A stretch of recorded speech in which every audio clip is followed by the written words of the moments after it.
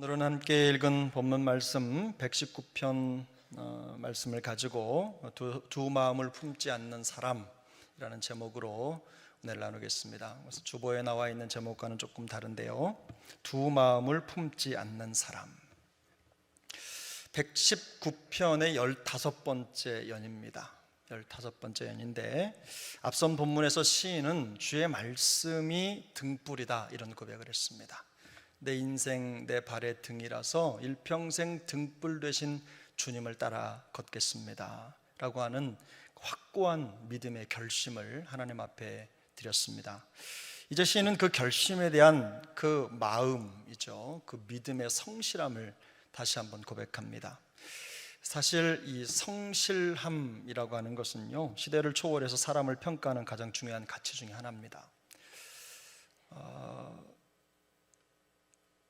기술이나 방법은 가르칠 수 있습니다. 지식은 공부하면 됩니다. 좀 모르는 것들은 배우면 됩니다. 그런데 이 성실함은 가르칠 수가 없습니다. 이게 충성이라는 말과도 맥이 통하는데요, 사역 현장에서도 마찬가지입니다. 기술 좀 모자란 거 괜찮습니다. 또 좀 엄중한 의미에서 설교 좀 못해도 괜찮습니다. 그런데 성실함은 물론 배우면 되니까요, 연구하면 되니까요. 근데 이 성실함은 가르칠 수 있는 게 아닙니다. 그 사람이 가지고 있는 성품이기 때문에 이 성품이 참 중요하죠. 그래서 사역의 현장에서 제일 중요한 것은 충성이고 성품입니다. 이 성실함인 거죠. 성실해야 배움에 진전이 있고 또 사역이 성장하고, 사역자의 입장에서 그렇다는 말씀입니다. 성도의 입장에서도 마찬가지겠죠. 성도에게 있어서 제일 중요한 게 뭡니까? 하나님 앞에서 이 성실함이라고 저는 생각해요. 저는 감히 사역을 하면서 지난 길지 않은 시간의 여정, 짧다면 짧고 길다면 긴 시간의 여정 동안 사역을 해오면서 이 성실함보다 더 중요한 덕목을 보지 못했습니다. 하나님 앞에서 이 성실함을 지켜가는 것만큼 중요한 게 없습니다. 남이 보든 보지 않든 하나님 앞에 충성스럽게 자기 맡은 사명을 잘 감당하는 것, 그것이 참 중요하죠. 그래서 이 성실함을 사전을 찾아보면 정성스럽고 참됨이라고 정의를 내립니다. 정성스럽고 참됨, 이게 일반적으로 성실함에 대한 의미입니다. 그런데 일 또는 관계 속에서 서로의 신뢰에 어긋나지 않는 행동을 하도록 하는 동력이죠. 그래서 이 성실함은 매우 수준이 높은 그 자아의 가치입니다. 그 자질을 우리는 성실함이라고 하는데, 오늘 본문에서 보면 그 성실함이 무엇인지를 명확하게 보여줍니다. 이 성실함에 대해서 오늘 본문이 제시하고 있는 정의는 뭐냐면, 바로 하나님의 말씀 앞에 서는 그 마음의 자세를 말하는데, 여러분 1절을 같이 보겠습니다. 1절 함께 읽습니다. 내가 두 마음을 품는 자들을 미워하고 주의 법을 사랑하나이다. 자, 여기에서 이 시인이, 이 찬양자가 고백하는 성실함의 정의는 하나님 앞에 두 마음을 품지 않는 겁니다. 두 마음을 품는 자라고 하는 표현은요, 말 그대로 한쪽은 하나님의 말씀에, 다른 한쪽은 세상에 혹은 허탄한 것에 무게를 두는 겁니다. 하나님을 믿는 것 같기도 하고 아닌 것 같기도 하고, 또 하나님께 모든 걸 거는 것 같기도 하고 아닌 것 같기도 한 그런 어정쩡한 상태를 말하는 거죠. 이 시편이 기록될 당시의 사람들의 마음속에는요, 문화적으로 그런 게 지배적이었다고 합니다. 많은 신들을 섬길수록 복이 많이 온다. 물론 저 힌두교의 우상들, 일본에 600만 개가 넘는 우상들이 있죠. 그런 것처럼 많은 신을 섬기면 섬길수록 나에게 좋은 일이 많이 일어나고 삶이 윤택해질 것이다 라고 하는 허황된 믿음이 있었다고 해요. 수많은 사람들이 그 믿음을 쫓아가는 것을 두려워하지 않았고, 그래서 마을마다, 동네마다, 도시마다 만신전을 세워놓고 온갖 잡신들을 섬기는 데 열심을 냈다고 합니다. 뭐든 신이 된다고 하면, 도움이 된다고 하면 믿고 거기에 마음을 쏟는 거죠. 그런데 유일하신 하나님을 섬기는 하나님의 백성들에게 있어서 이렇게 이것저것 섬기는, 모든 신을 섬기는 이런 태도는요, 사실상 배교입니다. 배교가 뭔지 아시죠? 신앙을 버린 거예요. 더 이상 하나님을 믿지 않는 태도입니다. 하나님을 버리고 도망간 거죠. 하나님의 다른 신을 마음에 두고 두 마음을 품는 것은 거룩하신 하나님을 모독하는 행위라는 겁니다. 그 시인은 이런 사람들을 증오할 뿐만 아니라 오로지 주의 법을 사랑한다고 고백함으로써 이 두 마음을 품은 자들과 자기를 분리합니다. 나는 두 마음을 품은 자가 아니라는 거죠. 그래서 저는 이 구절을 여러 차례 읽다 보니까 바로 이게 하나님 앞에서 우리의 성실함이다라는 확신이 들었습니다. 시인이 말하는 성실함은 바로 하나님 앞에서 이 두 마음을 품지 않는 것이기 때문입니다. 사실 이 두 마음을 품는 것은요, 단순히 마음이 약하기 때문이 아닙니다. 성경은 두 마음을 품는 것 자체를 죄로 규정합니다. 죄입니다. 열왕기상 18장 21절인데요 열왕기상 18장 21절 우리 함께 읽습니다. 엘리야가 모든 백성에게 가까이 나아가 이르되 너희가 어느 때까지 둘 사이에서 머뭇머뭇하려느냐. 여호와가 만일 하나님이면 그를 따르고 바알이 만일 하나님이면 그를 따를지니라 하니 백성이 말 한마디도 대답하지 아니하는지라. 이게 어떤 장면입니까? 엘리야와 바알과 아세라의 신 850명의 대결의 현장에서 엘리야가 이 바알의 선지자 450명, 아세라의 선지자 400명을 불러놓고 세웠을 때 그 엄청난 규모 아닙니까? 그런데 그 앞에서 백성들에게 묻는 겁니다. 너희는 이쪽을 택하랴, 이쪽을 택하랴. 하나님 편에 선 사람은 오로지 엘리야 한 사람밖에 없고 나머지 온 나라가 바알과 아세라를 따라가고 있습니다. 그 와중에 지금 엘리야가 하나님이 참신인지 아니면 바알과 아세라 선지자들이 섬기는 그 우상이 참신인지를 선택하라는 겁니다. 자웅이 붙은 겁니다. 영적인 싸움이 일어난 겁니다. 이 자리에서 엘리야는 두 마음을 가지고 머뭇거리는 백성들의 불신앙을 지적합니다. 죄를 지적하는 거죠. 단지 마음이 약한 게 아니에요. 죄라는 겁니다. 우상을 섬기는 왕, 거짓 선지자들의 기세에 눌려서 영적으로 길을 펴지 못하는 그 백성들을 향해서, 그 나약한 백성들을 향해서 너희가 하나님을 버리는 배교를 행하고 있다는 것을 명확하게 지적한 겁니다. 신약성경을 보면 이 야고보서 기자도 이 두 마음을 품는 자들에 대해서 엄중하게 경고합니다. 야고보서 1장 6절부터 8절까지의 말씀인데요 우리 말씀을 한번 같이 읽어보겠습니다. 오직 믿음으로 구하고 조금도 의심하지 말라. 의심하는 자는 마치 바람에 밀려 요동하는 바다 물결 같으니 이런 사람은 무엇이든지 주께 얻기를 생각하지 말라. 두 마음을 품어 모든 일에 정함이 없는 자로다. 기도의 응답을 받지 못할 뿐만 아니라 두 마음을 품는 것이 하나님 앞에서 정처 없는 모습이라는 겁니다. 야고보서 기자는 4장 8절에서도 이렇게 얘기합니다. 하나님을 가까이 하라. 그리하면 너희를 가까이 하시리라. 죄인들아 손을 깨끗이 하라. 두 마음을 품은 자들아 마음을 성결하게 하라. 두 마음을 품은이라고 하는 말은요, 둘로 나뉘어진 영혼이라는 뜻이 있어요. 마음이 둘로 나뉜 겁니다. 영혼이 둘로 나뉜 거예요.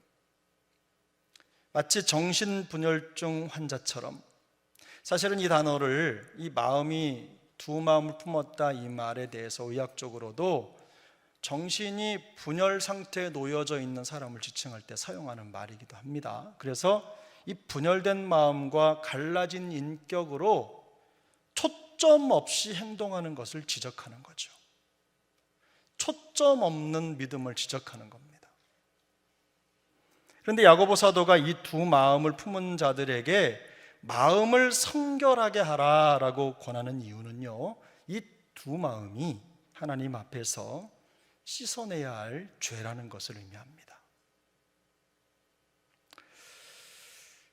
시편 119편을 시작하면서 이 시인은요, 비슷한 메시지를 주었습니다.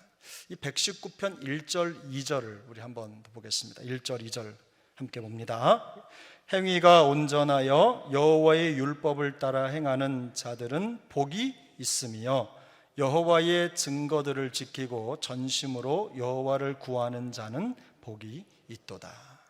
여기에 보면 1절과 2절에 의미 있는 두 단어가 등장하죠. 1절에는 온전하여 라는 말이고 2절에는 전심으로 라고 하는 표현입니다. 행위가 온전하여 율법을 따라 행하는 자, 그리고 전심으로 여호와를 구하는 자가 복되다고 선언을 하죠. 그런데 이 온전하다와 전심으로 라고 하는 이 표현이 두 마음을 품은 이라는 말과 정확하게 반대되는 말입니다.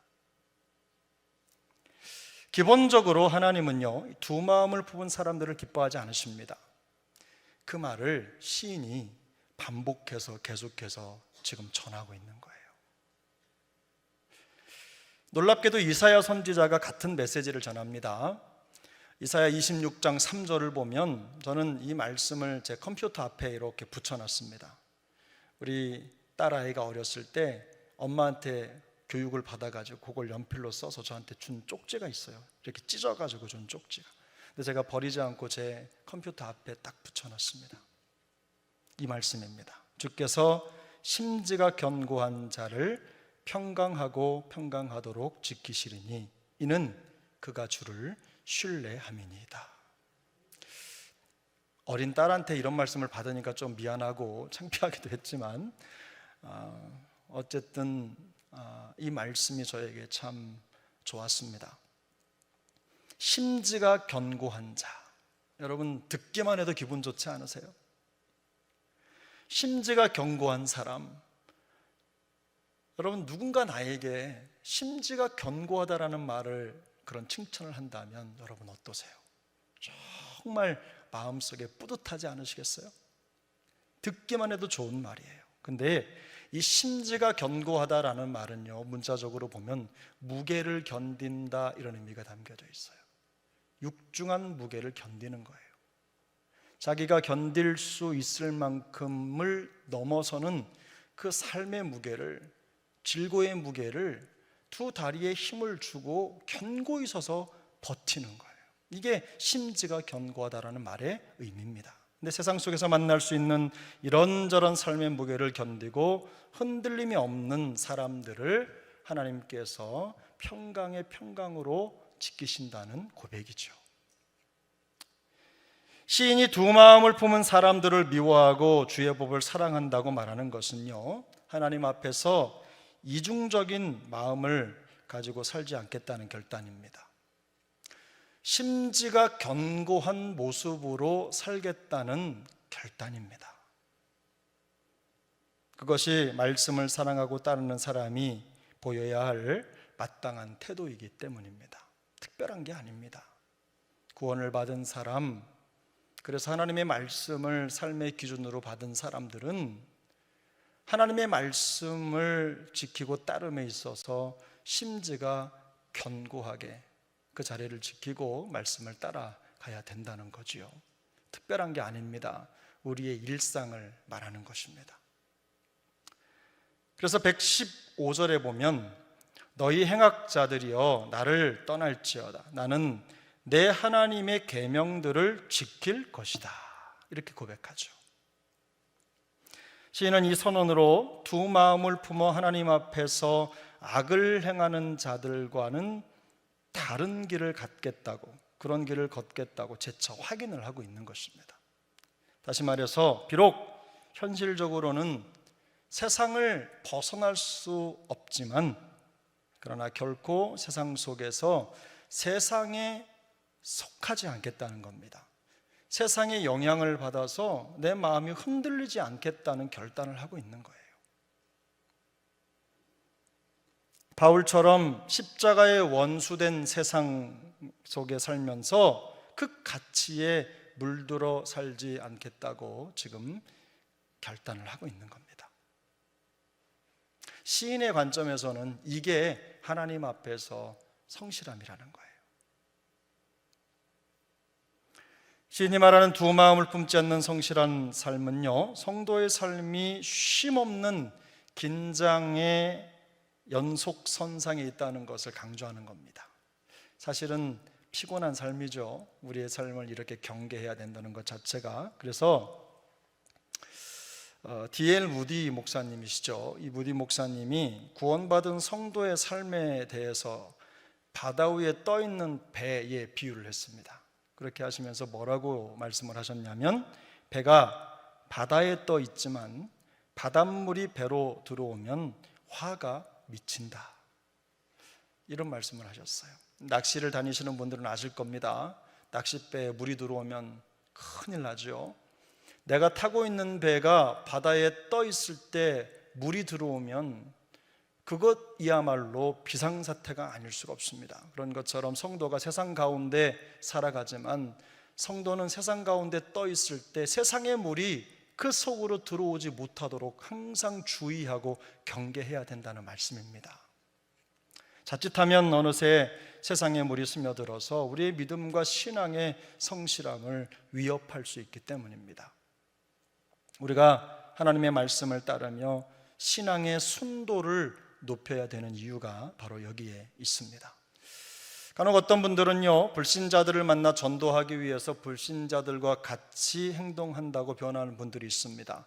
그러면서 바울의 말을 빌려서 쓰죠. 내가 헬라인을 얻기 위해서 헬라인처럼 되고, 히브리인을 얻기 위해서 히브리인처럼 되고, 이방인을 얻기 위해서 이방인처럼 되고, 유대인을 얻기 위해서 유대인처럼 된다, 이런 말을 그렇게 활용하면서 종종 술도 마시고 같이 어울리기도 하고 그런 문화를 같이 즐기는 겁니다. 물론 우리는 불신자들을 전도해야 됩니다. 그들을 그리스도께 인도하는 사명을 잘 감당하도록 부르심을 받은 것이 우리의 현 주소죠. 성도는 분명히 불신자와 하나님을 잇는 가교 역할을 해야 마땅합니다. 하지만 그것이 세상 사람들과 똑같이 살아도 된다는 말씀은 절대로 아닙니다. 세상 사람들과 똑같은 방법으로 살면서 그들을 전도하라는 말이 절대로 아닙니다. 제가 과거에 우리 큰 형님, 지금은 돌아가셨지만 큰 형님을 찾아가서 술을 너무너무 좋아해서 제가 그런 얘기를 했어요. 형, 교회 한번 나가면 내가 보드카 사다 줄게. 그랬더니 껄껄껄 웃어요. 장난인 줄 알았던 모양이죠. 그래서 제가 그랬어요. 형, 제가 살고 있는 양재동에 거기 바로 집 앞에 코스코가 있는데 거기 가면 보드카 팔아. 내가 거기서 사다 줄게. 교회 한 번만 나가. 그랬더니 웃었어요. 제가 명절 때나 온 때 가면요, 형님 혼자 혼술 하시거든요. 아무도 따라주는 사람이 없으니까. 근데 제가 가끔 한 잔씩 따라줬습니다. 근데 그랬던 어느 날 형님이 제가 차를 몰고 서울로 올라오는 길에 울면서 전화가 왔어요. 미안하다, 막내야 미안하다, 이러면서. 저는 왜 미안했는지 모르겠어요. 그런데 어쨌든 그 과정에 조금 도움이 됐던 것 같습니다. 그래서 결국엔 교회에 나오셨는데 저는 그 술을 따라주면서도 하나님, 이것 먹고 이분이 정말로 제 안에 있는 예수님의 사랑을 받았으면 좋겠습니다, 이런 기도를 드렸던 기억이 지금도 나요. 근데 제가 형님 앞에서 그 형님을 전도하기 위해서 한 잔 따라주고 저도 한 잔 마시고, 보드카 사다가 우리 권사님들 보드카가 뭔지 아셔요? 아주 독한 술이에요. 저기 어디지? 소련, 지금의 러시아 이런 사람들이 추운 지방에서 막 이렇게 마시는 45도 막 불 붙이면 불 붙을 정도의 독한 술이에요. 근데 그 술을 따라주고 저도 한 잔 마시고 이렇게 하면서 부어라 마셔라 함께 취했다면 과연 형님이 저를 따라 교회 왔겠습니까? 절대 그렇지 않습니다. 여러분, 우리가 그들과 같이 되어야 된다라고 하는 이 바울의 말을 오해하시면 안 됩니다. 그들처럼 살라는 말이 절대로 아닙니다.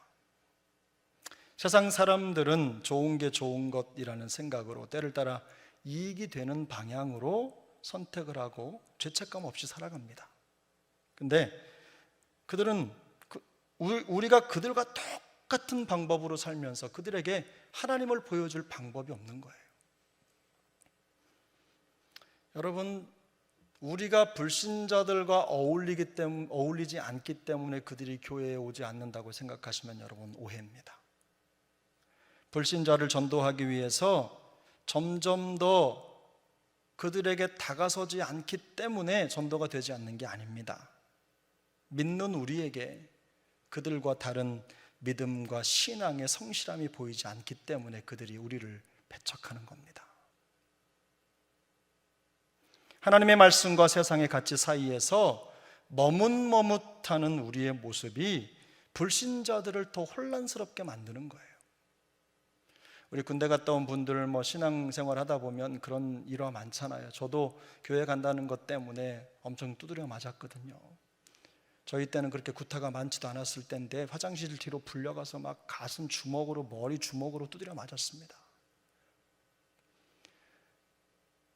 술 이렇게 대접으로 받아놓고 고참들이 따라주는 거 먹으라고, 교회 갔다 오면 동기들 네모반에 물 이만큼 뿌려놓고 다 머리박아 시켜놓고 저을 때까지 기다리게 하고, 그래서 마음에 부담을 주고 그거 한번 먹으면 네 친구들 다, 네 동기들 다 이렇게 세울게 라고 하는 유혹 많이 받았어요. 근데요 여러분, 그런 것 때문에 내가 그걸 한번 마셔서 누구를 살린다, 이렇게 세운다, 이런 것 때문에 그들이 예수 안 믿는 게 아니에요. 여러분, 그거 아세요? 친구들도 알아요. 제가 믿음을 지키고 고참들이 하라는 대로 하지 않기를 바라는 마음이 불신자들의 마음 속에도 있어요. 여러분, 오해하시면 안 돼요. 하나님의 말씀과 세상 사이의 가치 사이에서 머뭇머뭇하는 우리의 모습이 불신자들을 더 혼란스럽게 하는 겁니다. 그러므로 두 마음을 품지 않는 마음의 태도를 지켜야 됩니다. 너무 지나치게 현실 상황을 계산하고 분석하느라 믿음이 요동치도록 우리의 신앙을 방치하는 일이 없기를 바랍니다. 한 가지 더 예를 들면, 제가 아는 저희 제자반 집사님 중에 한 분이 언젠가도 이 말씀 드렸던 기억이 나는데요, 예수 믿기 전에는 이런저런 방법으로 막 로비도 하고 많은 계약을 수주하기 위해서 많은 사람들을 만나며 술자리를 가졌다고 합니다. 근데 어느 순간 믿음이 들어가고 이분에게 도전이 생겼습니다. 그래서 술자리를 요구하는 2차, 3차 요구하는 그런 분들에게 그때부터 저희는 그렇게 하지 않습니다라고 말하고 대신 선물을 조금 드리겠습니다, 이렇게 했더니 매출이 3분의 1이 반 정도가 줄어들었답니다. 그래서 굉장히 어려운 상황이 됐다고 해요. 그렇게 하면서 제자훈련을 맡게 됐습니다. 1년 동안 제자훈련을 받고 하나님 앞에 충성하면 사업장이 잘 돼야 될 텐데 더 안 되는 거예요. 더 힘든 여정으로 계속 치달아서 이분이 오랫동안 함께했던 직원들을 내보내야 될 상황에 놓인 겁니다. 사업장이 계속 쪼그라듭니다. 어렵습니다. 훈련을 해야 될지 말아야 될지 고민이 되는 거예요. 그런데 그 와중에도 마음속에 그 아내 되시는 집사님이, 이 집사님인데 굉장히 귀한 분이에요. 성경을 일평생 필사해가지고요, 책을 만들어서 이렇게 자녀에게 주고 남편에게 주고 할 정도로 열심히 있는 분이셨어요. 근데 그 아내의 믿음 덕인지 이분이 마음속에 믿음이 들어가서 이걸 내가 돌파해야 되겠다고 하는 생각이 든 거예요. 아니면 사업장을 나 혼자 1인 사업이라도 하지 이런 마음으로. 근데요, 놀랍게도 그 1년이 지나고 제자훈련 과정이 지나고 이제 사역훈련이 지나가는 그 초입에, 연말에 11월 달에 끝나거든요, 훈련이. 근데 그 12월, 1월, 2월 그 다음에 3개월 동안 들어온, 2개월 반이죠 정확하게, 들어온 계약 건이요, 지난 1년 동안 들어온 계약 건보다 더 많았다고 합니다. 실제로 그분 간증이었어요. 그때부터 이 기업 이미지가요 더 좋아졌대요. 깨끗한 기업이라는 이미지가 들었다고 합니다. 사랑하는 여러분, 너무 계산하고 분석하는 습관을 버리셔야 돼요.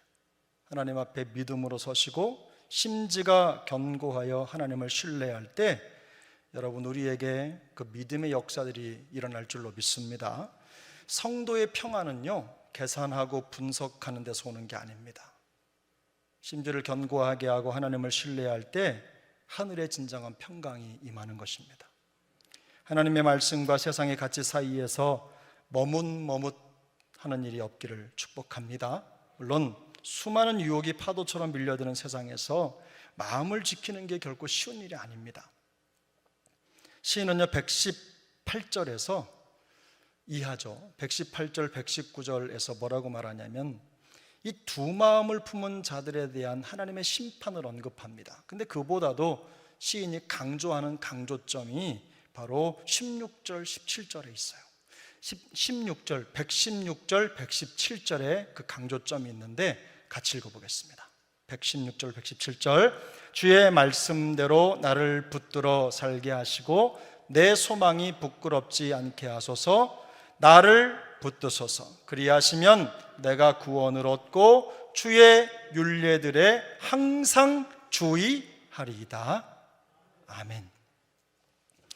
여러분, 여기에 강조되고 반복되는 말이 있습니다. 그게 뭘까요?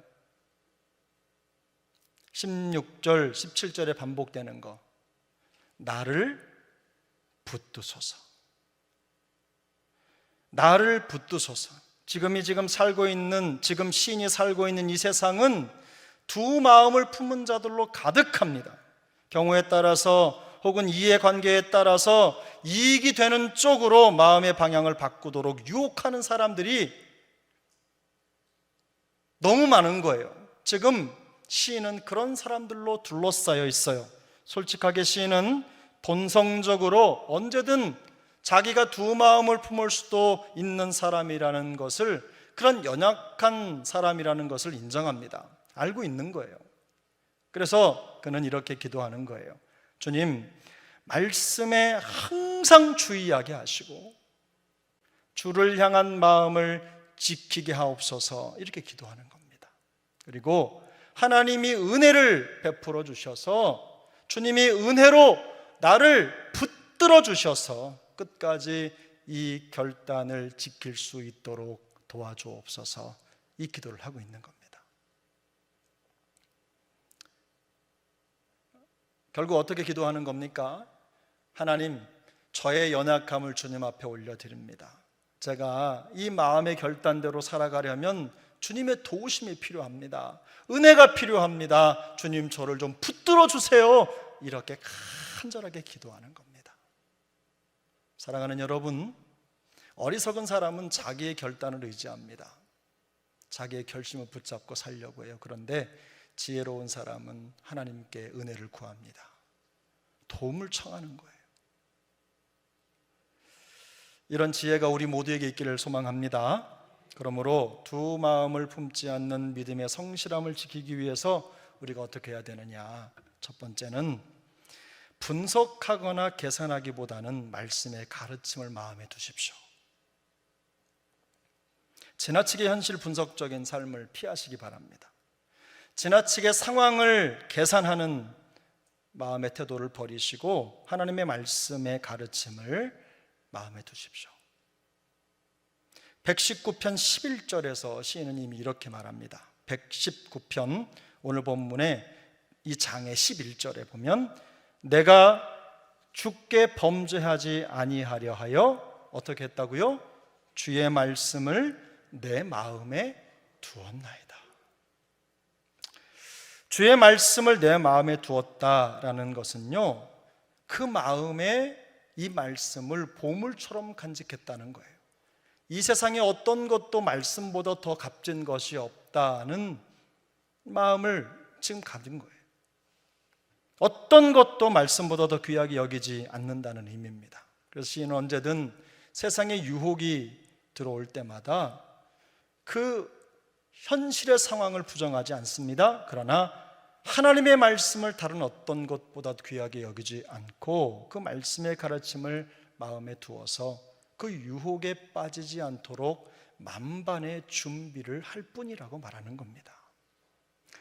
여러분, 말씀으로 여러분의 마음을 채우십시오.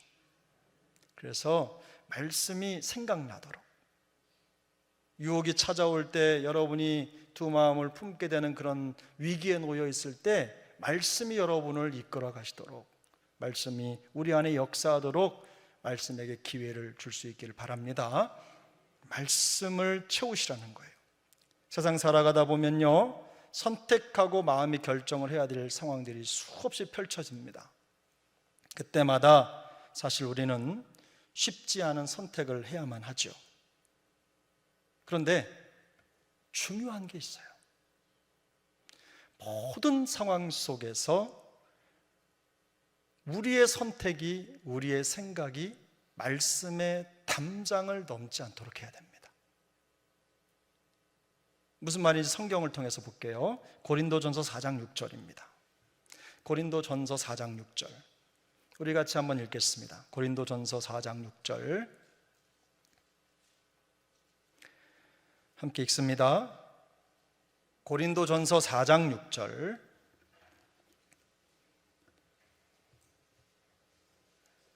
이제 나왔네요.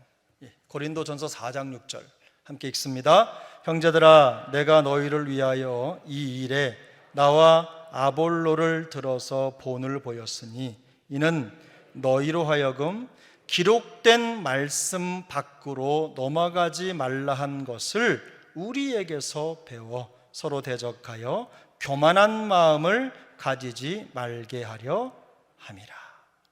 여러분, 여기에 기록된 말씀 밖으로 넘어가지 말라 한 것을, 우리가 선택을 하고 삶의 방향을 정할 때 우리의 삶의 기준이 되는 것들이 뭐냐면 하나님의 말씀입니다.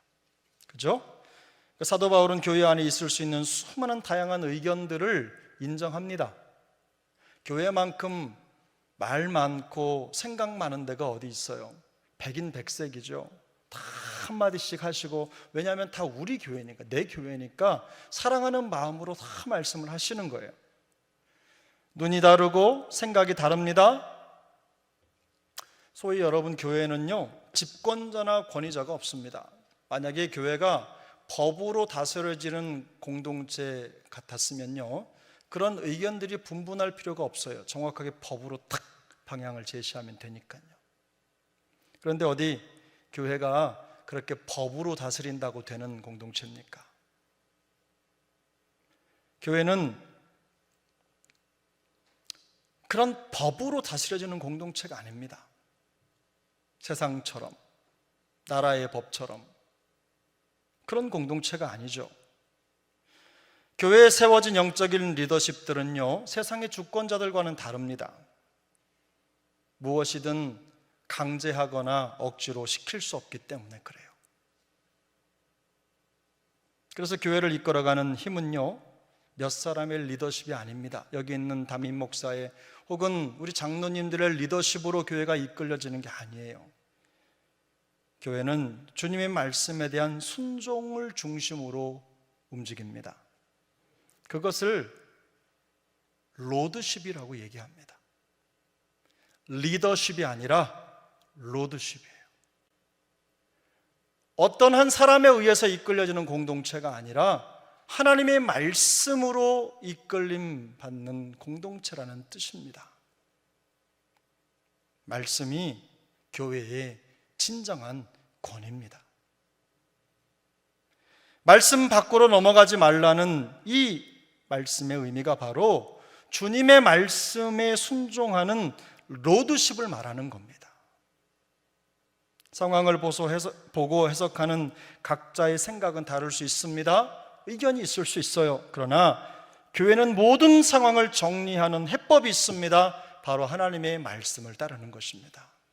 가르침을 중심으로 내 생각도 접고 네 생각도 접는 겁니다. 하나님의 말씀이 승하도록 하는 것입니다. 요한의 말처럼 그는 승하여야 하겠고 나는 없어지는 겁니다. 그게 바로 교회의 권위의 원리입니다. 그래야 교회가 가장 안전합니다. 가장 평강이 넘치는 공동체가 됩니다. 자기 자신의 계산법으로 분석도 하고 따질 수도 있지만 말씀의 선을 넘지 않는 겁니다. 하나님은 말씀을 떠나는 자들을 멸시하시기 때문입니다. 그 내용이 118절에 나와 있어요. 오늘 본문에. 이 말씀을 여러분 마음속에 깊이 새기시고 말씀으로 주어진 로드십을, 말씀의 권위를 따라가는 우리 모두가 될 수 있기를 예수님의 이름으로 축복합니다. 두 번째입니다.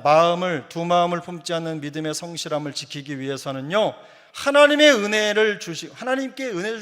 하나님께서 은혜 주시기를 간구해야 된다는 거예요. 우리의 결심과 결단이 우리를 지키는 게 아닙니다. 하나님의 은혜가 우리를 지킵니다. 주님이 우리를 붙들어 주셔야 두 마음을 품은 사람들의 그 달콤한 유혹을 이겨낼 수 있다는 거예요. 주님이 우리의 은신처요 방패가 돼 주실 때 우리는 가장 안전합니다. 그 말씀이 115절입니다.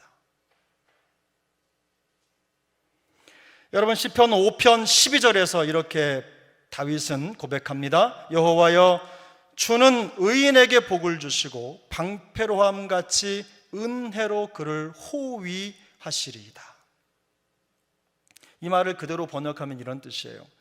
방패로함 같이 은혜로 그를 호위하시리이다. 이 말은요, 방패로 둘러싼 것처럼 하나님의 호위로 나를 둘러싸시옵소서, 이런 뜻이에요.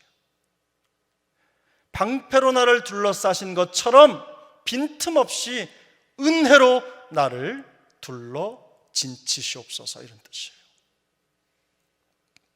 다윗은 누구보다 강한 사람이었어요. 강력한 군사를 가지고 있는 사람이었죠. 하지만 그는 자신의 강함이나 능력으로 안전과 평강을 지킬 수 없다는 걸 누구보다 잘 알고 있었어요. 그래서 하나님의 은혜가 끊임없이 그의 방패가 될 때 비로소 안전하다는 것을 고백하고 있는 겁니다. 여러분도 이거 믿으십니까? 하나님이 우리의 방패가 되실 때 우리가 안전하다는 거, 이거 믿으십니까? 단 한순간도 하나님의 은혜가 없이는 평안과 안전을 보장받을 수 없다고 고백하는 것입니다. 우리의 결단과 결심은요, 매우 취약합니다. 그냥 옆에 있는 친한 사람이 몇 마디 던지면 흔들리는 게 우리 마음의 결단이에요. 믿음을 자랑하는 분들 중에 친한 사람의 권면을 듣고 흔들지 않는 사람을 본 적이 없어요. 다 흔들립니다. 이것이 우리가 말씀과 기도의 자리를 떠날 수 없는 이유입니다. 강한 것 같으나 언제든 두 마음을 품을 가능성을 가지고 있는 죄인이에요. 그러므로 항상 주께서 연약한 우리를 은혜로 붙들어 주시기를 바랍니다. 우리가 하나님 앞에 엎드려 기도할 때 주님께서 우리에게 은혜를 주실 겁니다. 우리의 강함이나 결단을 의지하는 게 아니라 하나님의 은혜를 붙들고 주께서 우리를 붙들어 주시기를 간절히 기도할 때 주님께서 우리에게 견딜 만한 힘과 용기를 베풀어 주실 것입니다. 오늘 이 밤에 이 은혜가 우리 모두에게 있기를 예수님의 이름으로 축복합니다.